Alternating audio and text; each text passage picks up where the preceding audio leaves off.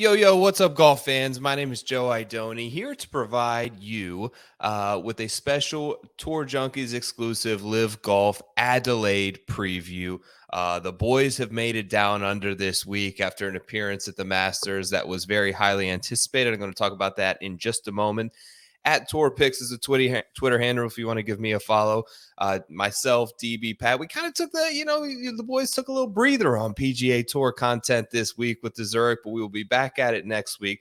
But wanted to provide some sort of preview for LIV Adelaide, which is probably potentially one of the most highly anticipated and will be the most highly attended event in LIV golf history.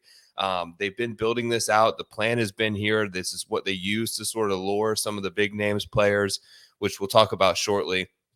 So I think it's going to be an awesome event. It's been completely sold out for a while. They've been consistently adding more and more tickets. They're trying sort of a bootleg Bush League version of TPC Scottsdale out there with a party hole. But good for them and sort of trying something new. The course looks pretty cool. I'll talk about that in just a second. But before we get into that, I wanted to sort of basically do a little bit of a recap on the Masters. Had a lot of LIV guys in the field. Obviously, 3 guys finishing T4 or better, most notably Brooks, most notably Phil, and Patrick Reed up there as well. Had great performances. And it was just sort of refreshing to hear them, hear them speak and see them play and see them back within the ropes in a 72-hole tournament, to be honest with you. And it was a little bit nervy getting back into that competition, I'm sure, for some of those guys. Brooks talked about it late, but I'm sure thrilling at the same time. And the biggest takeaway for me is there's been, I don't know if I wouldn't necessarily call it manufactured media hostility and animosity between the two groups, because a lot of it has been perpetuated by the players themselves. Rory spoke very candidly along the way that, had some very harsh words about them. They've gone back and forth. Phil has said some things. I believe they've all said probably some things that they regret. But at the end of the day, they all showed up there at Augusta National, and it was kind of like old times. And many of them talked about playing practice rounds together. I listened to the Adelaide presser earlier today from DJ, Bryson, and Brooks. And they just talked about how the relationships aren't so torn that we want to believe, and that the media often makes it out to believe. He said he lives on the same street as Patrick Cantlay, plays with 15 different PGA Tour players over at the Grove down there. So DJ said much of the same thing. Bryson talked about how he sees Jordan Spieth all the time at his club, and there's sort of no hostility or animosity there, and it's all been relatively friendly within the players. That was good to see. I think it was visually, for a lot of fans, important. There's still certainly criticisms, and myself and DB have sort of outlined this throughout the way in many of the aspects of both tours, right? I try to be fair, I try to be down the middle, and I try to just call it like I see it without some of the outside, political things getting too involved, because I just don't know enough, right? So I take what I see on the actual golf course, right? And I try to assess it through that lens only. And what I saw at LIV Orlando and what I've seen of Tucson is a product that's pretty good for TV. I mean, they show a lot of golf shots, guys. Orlando was well covered. I thought that they have a great announced crew. The Peloton, or whatever they call it on the side, I'm still sort of getting used to, but it's pretty easy to navigate. And even the coverage itself on CW does a pretty good job of mitigating commercial breaks and the things we don't need, right? The 5-minute segments and stories and backgrounds and fluff that sometimes we get from other networks who cover the PGA Tour. There's no CEO interviews. All of that stuff is cut out, and it's strictly streamlined into golf, which was sort of refreshing to see. The story for me, and I talked about a little bit on my podcast, which feel free to subscribe and check out, is Preferred Lines. It is live every Monday night. Please, if you don't mind, go ahead and follow that and give it a share, and maybe tell a friend or subscribe to the channel. That would be amazing. But I talked a lot about Phil, and I just feel like it was a little bit sad in a sense to see that someone once so charismatic and perfectly built for a microphone, right? He could appeal to everyone. He appealed to our fathers. He appealed to us. He appealed to kids. He appealed to ladies and why. Like everyone loved Phil. He felt like one of the guys for so long, and he was adored when he stepped into the coverage booth. And just getting him on a microphone was such a pleasure. And to have him to hear the stories coming out of the champions dinner where he was very quiet and to have him accomplish something that no one his age has ever accomplished at Augusta National. He's done two things now over the age of 50. Phil's going to be 54 in a month. He's done two things over the age of 50 that I think we may never see anyone over the age of 50 do again, and that's win a major championship and finish second in another. Incredible feats, what he did. But what was sad about it to me was his unwillingness to talk to anyone about it. I wanted to hear from him. I wanted to hear the stories, and it just felt like, I don't know, like maybe the media has sort of scared this guy away from speaking. And I don't like that. And I understand that there are many criticisms of Phil, but I think that at this point, we can all look back on it. And I think if we're being honest, and I think if you ask the players, on the whole, if you had to give an answer, a yes or no answer, was Phil right or was Phil wrong? He's probably right about mostly almost everything. So I sort of backed out of it there. But yeah, look, about the PGA Tour sort of withholding money and not putting the players in positions of power. He was right. And he said that when he did this, he didn't like the move. He made him uneasy working with these people, but he felt like it was a once in a lifetime opportunity to shift the power back to the players in the sport. And he did that. You look at the changes, you look at the money, you look at everything that's happened in the last 12 months. Much of what he did, he should be respected for. And I think that we should treat him with a little bit of grace like we do many other superstars in sports, whether it be Jordan or whether it be Tiger or whether it be countless people that you can name where there have been opportunities where it felt like their life crumbled, right? And that happened to Phil. But we would give them grace, we granted them forgiveness, and we wanted the shot at redemption. And that's kind of what I think this Masters was. And it was just a shame to not see it get more publicity, to see him sort of embrace it a little bit and realize that there are a lot of us out there who want to hear from him and who are open to it. And we don't love it, and we still feel like it's put a fracture in the game. And it was so nice to see all these players back together on the same course. And now we're only going to get that 4 times a year as a result of what he started. But it's over now. It's happened. This is our reality. And I think that it's time that we can sort of accept him for his faults, both in life and in marriage and in the gambling and in this and so many other things, and realize that it was fun to see Phil Mickelson go out there and shoot the low round of the day on an Augusta Masters Sunday at the age of 53 was simply unbelievable. I'm going to pull up now some strokes gain data from the Masters. And what I did was, sorry guys, let me just pull up my screen here. Okay. Let me get the right picture in picture here. Here we go. This will work. So what I did here was pulled only the players that participated from the LIV Tour. Obviously, you have Phil and Brooks there tied T2 and Patrick Reed T4. Amazing performances by both of them. Brooks had an all-time approach week. They both putted the lights out, over 5 strokes game putting for both players. Reed was really solid. You look at the approach, you look at how many strokes he was able to gain around the green, 4.23.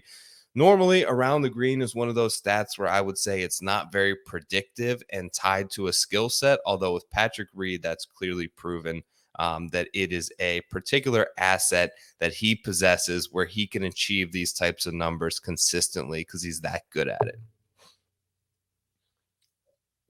Excuse me. Joaquin Niemann, T16. So good performance from Niemann. I watched a lot of him at LIV Golf Orlando. If you followed the Orlando show, obviously, congrats to you. I hope that you hit Brooks Koepka at 40-1. just like me. Now he's the favorite in this tournament. We knew that was a bad number all along. I talked about it on the show. This guy is going to win a tournament this year. You take 40 to 1 in every single one and hope that he hits on one of those. He, of course, did. Now he's the favorite. Varner, T29. Gooch, Cam Smith, T34. Abraham Answer, T39. Those are the notables. Mito in there. I wanted to talk about Mito a little bit because he had a fantastic week ball striking. Actually, a better week ball striking than Phil Mickelson. Second best of any LIV player at 7.79 strokes game ball striking around the green, flushed 4. Putting, flushed almost 6. The guy gained like 8 strokes ball striking and lost 2 strokes total. Like, that's a pretty outrageous stat line there from Mito. Bryson, of course, bled a bunch of strokes everywhere. Seemingly gained some off the tee, which was a pleasant to see from him. Coming off his best performance in Orlando, maybe a little bit of a resurgence, but we'll talk a little bit about the course in a second. But these are some of the numbers. We will reference them later. But these are all the players that played from LIV and how they sort of fared at Augusta National. Real quickly, before we get into the course and the preview for this week, like, this is a big point for me with LIV. You got to get this stuff figured out, boys. Dustin Johnson, I believe, is in the 70s right now. Dustin Johnson is the 73rd ranked player in the world. That's insane. That's not right. If this is your official world golf ranking system, that's a glaring error. It's unbelievable. 74th? Phil is 1 spot behind him after 1 good performance at the Masters, which bumped him up. He was 213 for what it's worth, bumped all the way up to 74. DJ was 41st at one point, now all the way down to 73. Okay, Phil was great. I talked about how great the performance was. Phil and DJ aren't the same, not even close to the same caliber player. And if this is how we're ranking players, and if this is how ultimately guys who don't have previous major championships are able to get into major championships, this is a problem for LIV. This needs to be fixed. What are you going to do to Eugenio Chacarra? What are you going to do with Abraham Answer in a few years? What are you going to do with Joaquin Niemann? Players who haven't won a previous major, who aren't qualified. That's outrageous. They're easily some of the best players in the world, and they deserve to be in major championships. And yes, they made this decision. And some will argue that they knew that this was a possibility. But I think, in speaking to the people that I know, that there were some assurances there that this would be figured out. And it hasn't yet, which is disappointing. And I think that it needs to be. Christian Bezuidenhout, God love him. He ain't anywhere near the player Dustin Johnson is, and he won't be in the next 5 years. This is kind of a shame. It was nice to see Brooks kind of vault back up there. So Brooks got the Phil bump, I believe, inside the top 50. Here we go, 39th. Abraham Answer is lingering there, but a lot of that comes on the heels of the win at Saudi. So you've got to win one of those events. You've got to show up and play well, and I think that that's going to be really key. Joaquin Niemann is actually the second highest ranked player here, which I find interesting. So I'd have to go a little bit more through the data and what rounds that's assessing, but he's been a little bit disappointing in LIV. Since he's been there, he hasn't really shown up, but I'm still shocked to see him as basically the second best player. And frankly, I'm a little bit surprised that Cameron Smith has been able to hold on to this top 6 spot for so long. I know that he won the Australian PGA. We'll talk about that. I know that he won the British Open, but what's happened recently, like golf rankings, there's no recency in them. And this is why I do the little top 25 rankings. If you follow my Twitter page at Tour Picks, I'll put it out every couple of weeks because I think we need more recency in sort of golf rankings. It'd be nice to see Will Zalatoris out of here. He has played like crap for like 6 months to a year. He's nowhere near the same player. We don't do this, and I harp on this in any other sport. In the NBA, if you lose 6 games in a row, you are no longer in the top 10 of the power rankings. In the NFL, if you can't get a win from week 10 to week 14 and you lost a couple key division games, you're out of the power rankings. I think that we could use a little bit of an adjustment in this golf system, and LIV needs to get this figured out ASAP before the end of the year, or they're going to be in for a world of hurt with, I think, an uproar from a lot of players, and rightfully so, moving forward. Okay, let's talk a little bit about LIV Golf Adelaide. So, some they've got it a par 72, playing 6,900 yards. That's very short. This course is very short. I did some digging on the Grange. It's actually going to be a composite, and it's weird that they haven't released the scorecard yet, because they usually do. They usually do in these circumstances, but they have not yet. It's made up of the West course and the East course. The West is 6,300 yards. The East course is 6,485. Neither of them are capable of hosting any sort of professional golf tournament at those yardages. So they had to create a composite of the two. I am surprised in a sense that they are leaving the 4 par 5s, apparently, which was a bit surprising. I think they're going to predominantly play the West course, which is the featured course at the Grange, which I believe is notably, much nicer. I wanted to just show some of these images here, see if I can get a good one brought up. It doesn't quite have the same sandbelt feel that I think you're going to be thinking in your mind, like a Royal Melbourne. Bermuda grass, DJ talked about the rough was actually quite difficult out of the Bermuda in his presser. He said that it's thick, and there are spots where it's impossible to sort of judge how the ball is going to come out. It makes hitting fairways at a premium this week. Particularly, there's not much rough here, but you see the very sharp sort of runoffs into a lot of these bunkers. You look at these holes and how they're kind of deep and cave like. It basically, the green just will run right off into this bunker. Kind of a staple that you'll typically see in Australia golf. So not too unfamiliar there. This is how they have the course map laid out here. So you can kind of see what I believe are going to be the par 5s. It looks like number 9 here. Number 7 potentially is a par 5. 10 and 13 were the ones that I kind of cued in on as being the par 5 holes. 9 and 10, if that is true, back to back will be quite interesting and could be a spot for you to make moves in terms of a live betting market, particularly because the tee times, are all sort of wonky. Players playing in teams this week. I should mention that some people brought it up today that the captains will all be squaring off, and the other guys in the teams, the other 3 members. So, for instance, for Smash, Kokrak, Chase Koepka, and Matthew Wolf will all be playing together. Listen, I'm going to get out in front of it now. There won't be any outward cheating going on in terms of a bad drop or something like that. But what I will think is going to happen is some shared information. Going back to Brooks, and it's interesting I said Smash because him in the Woodland situation. I don't think that that's out of the realm of possibility.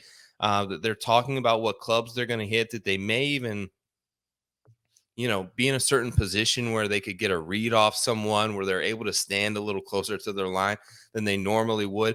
Little variances that this could bring into play, I think, is important. And I actually think it diminishes or disadvantages their stars who have to go out and play with other players. The other 3 players on your team are able to somewhat, even in the slightest degree, work together in a sense to play the golf course, and you're on your own. It could disadvantage the stars, which I don't think is a great look for LIV. You want your stars to be there. This is their premier event in Australia. The fans are going to be going wild. They're going to have a ton of, obviously, people inside the grounds here, and you want to put on a great show, and you want Cameron Smith, you want DJ, you want Brooks, you want these boys to be on the leaderboard come Sunday. So interesting note there. The course plays short, like I said. It kind of reminds me, going back to some of these looks, a little bit of like Concession a little bit in Florida, maybe some Congaree, maybe even a little bit of Southern Hills. I see a little bit of just the short area, the short grass areas that run off right into these sort of steep bunkers. You know, the one of the media reporters asked the guys like, do these greens compare to Augusta because they have a lot of undulation to them and a lot of slope, and they all tried to be nice and pretty much say no. But they did say there's a good bit of movement in them. Hitting greens in regulation, I think, is going to be key. The fairways are narrow. So I pulled up Google Earth here as well. So there's some room to operate. DJ talked a lot about the importance of being in the fairway. It's a short golf course. You're going to have a lot of wedges. You don't want to play out of this. You don't want to play out of this right here. That's dead. There is some trees on the course, but I don't see a lot of like out of bounds. I don't see any water hazards at all. So it'll be interesting. This is obviously both golf courses here, which you can kind of cross reference with this map and get an idea that, okay, they're playing what looks like 9 on this side and 9 on this side. Those are likely the two golf courses that they're going to be after.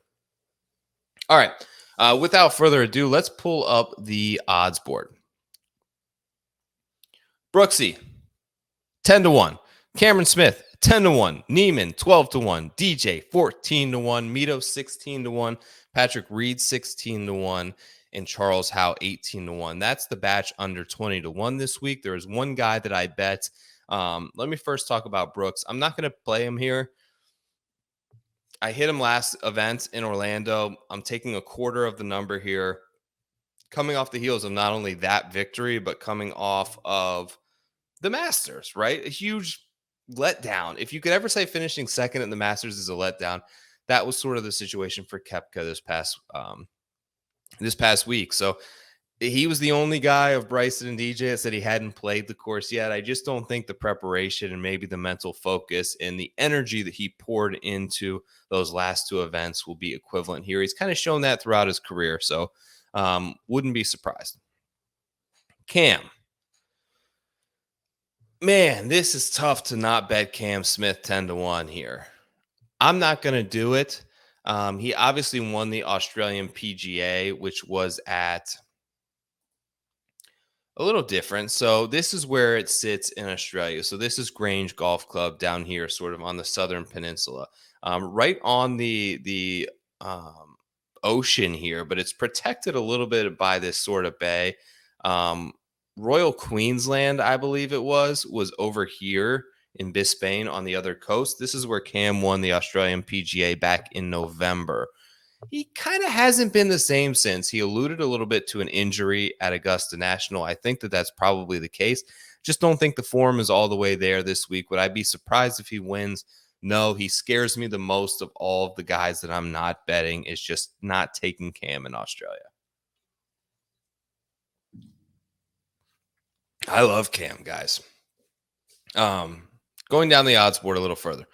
Neiman, not there. Haven't been impressed with what he's done in LIV. He had a good showing at the Masters, but I'm not quite there. Let me pull back up his Masters number. Lost almost 3 strokes on approach. Gained 3.5 putting.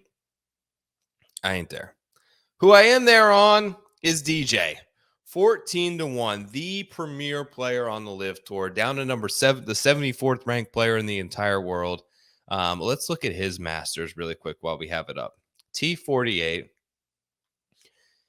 Gained almost 5 strokes ball striking, lost 4 putting, lost 2 around the green, ended up negative 3.77. He had a really bad Saturday. Yeah, I think it was Sunday. Did they try to play Saturday? I don't remember.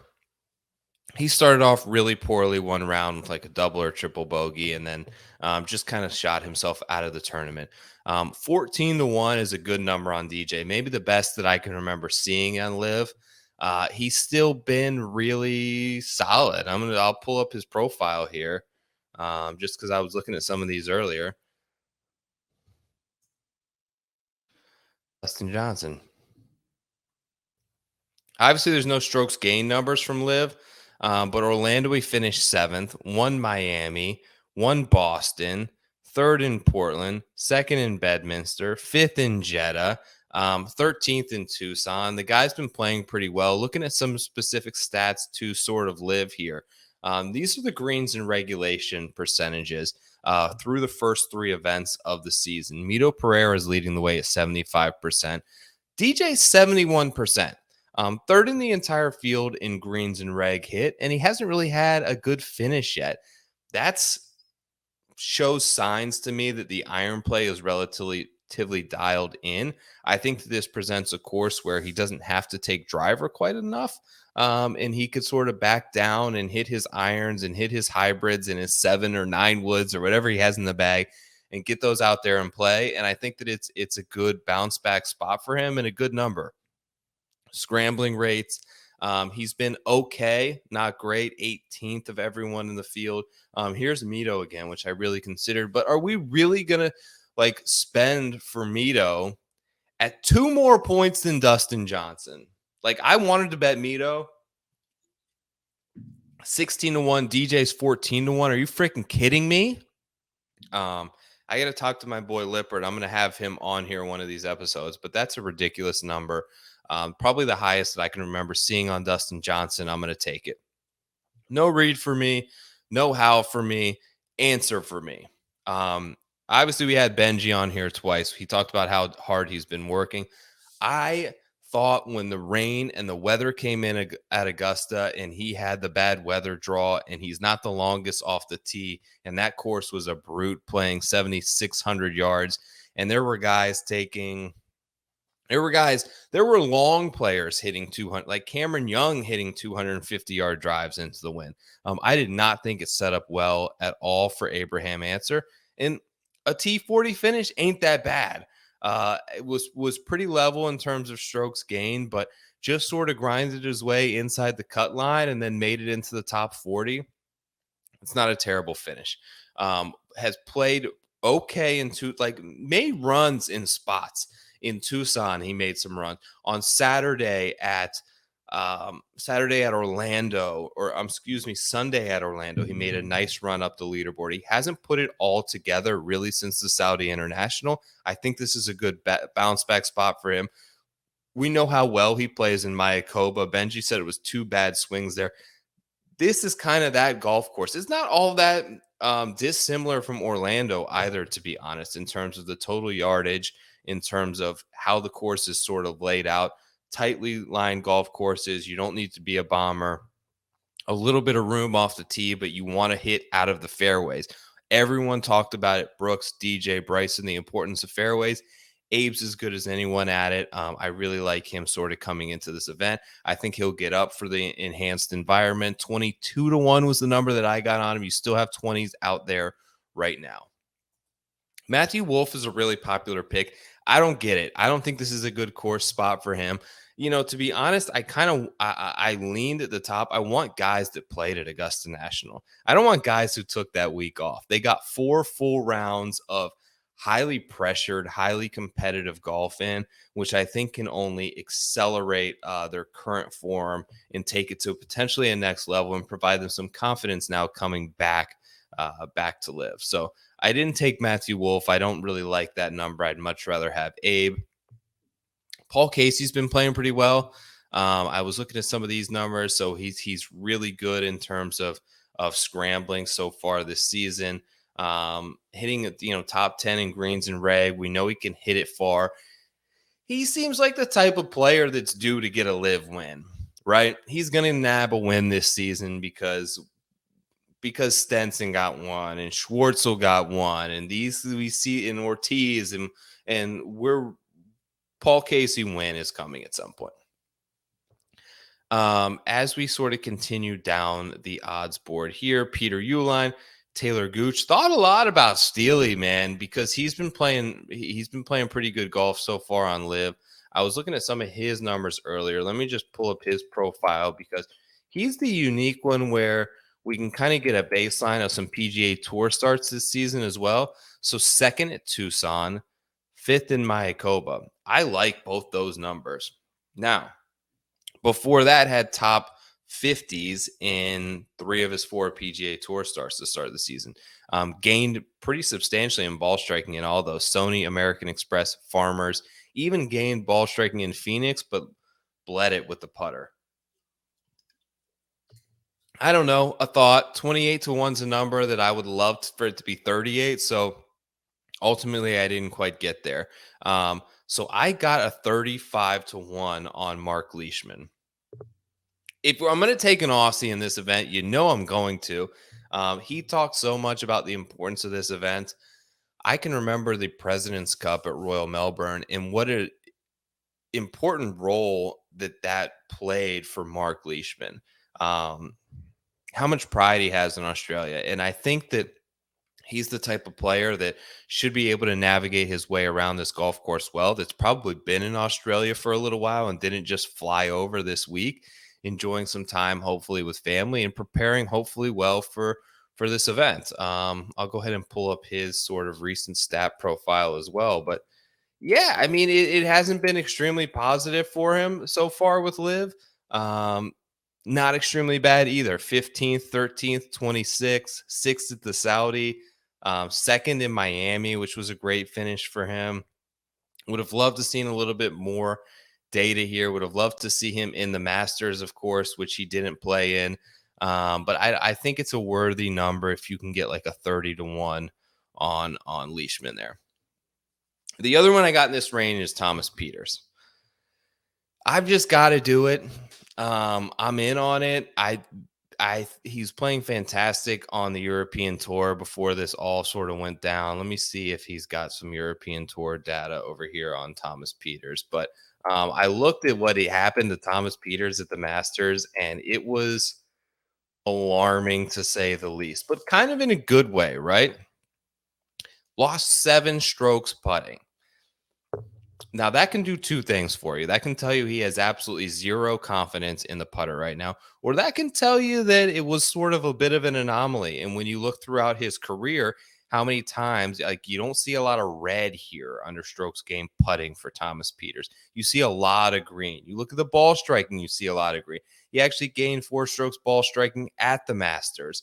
Has not had a good finish whatsoever in Live, but T6 at the Desert Classic. Czech Masters. He has experience playing internationally. He has experience going into all type of different venues. The stats have not worked out so far on the Live Tour for Thomas Peters, but he seems like a guy who's fully content with the decision that he made, and he's gonna play well. Like, he's a great player. I believe he's a top 25 player in the world when he's all healthy and things are clicking. He was a great ad for them. I think that he's in good shape this week, 35 to 1. That's my last bet. So to recap, here's who I have this week. I'm going to type it out here. So I've got DJ 14 to 1. Answer 22 to 1. I've got Leishman and Peters 35 to 1.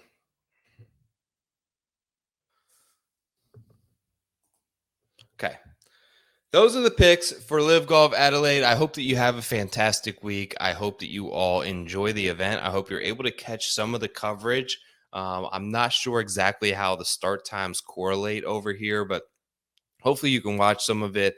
If you get a little bit bored with the Zurich and the team event format, a great place. Should be a very fun environment. I wish both tours and anyone who bets on the game of golf the best of luck. My name is Joe Idoni. It was awesome to sort of host this show once for you again. Previewing LIV Golf Adelaide. Have a great week. We'll see you back for the next event. Make sure to follow the Tour Junkies. Get in the Nut Hut. Get in the Discord. I post all my matchup picks in there. DB, Pat. Everybody's in there. It's a fun time. Like, the golf chat is absolutely electric on Sundays in the premium chat. We've got live sort of things happening both Monday and Wednesday nights. They actually do provide a ton of value. If you're placing wagers on golf every week, you need to be a part of a community like this. For $20 or whatever it is a month, you're getting access to caddy feeds, insights from actual players, people who are at the golf course, picks, data, matchups, props, all that kind of good stuff is in there. You should be in the Nut Hut. You should be following Tour Junkies. Follow me as well at Tour Picks. Hope you all have a great week. I'm going to talk to you next time. Peace.